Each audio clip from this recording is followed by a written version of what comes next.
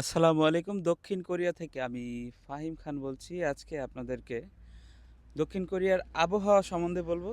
দক্ষিণ কোরিয়াতে গরম পড়া সত্ত্বেও কেন এত ঠান্ডা লাগে বা আর্দ্রতার পরিমাণ সবসময় স্বাভাবিক থাকে কেন? কারণ এই যে আমার পিছনে যত গাছ দেখতে পাচ্ছেন, সব কিছু কিন্তু কোরিয়াতে সেট আপ করা।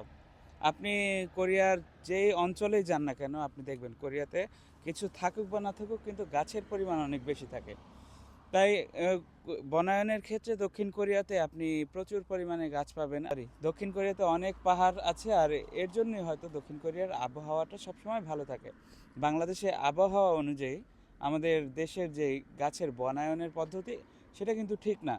হ্যাঁ, এখন পর্যন্ত বাংলাদেশে কেউ বলতে পারবে না আমার বাসার পাশে ২টা করে গাছ লাগিয়েছে, কিন্তু আপনি দেখবেন প্রত্যেকটা বাড়ির আশেপাশে মিনিমাম ২টা থেকে ৩টা করে গাছ থাকে।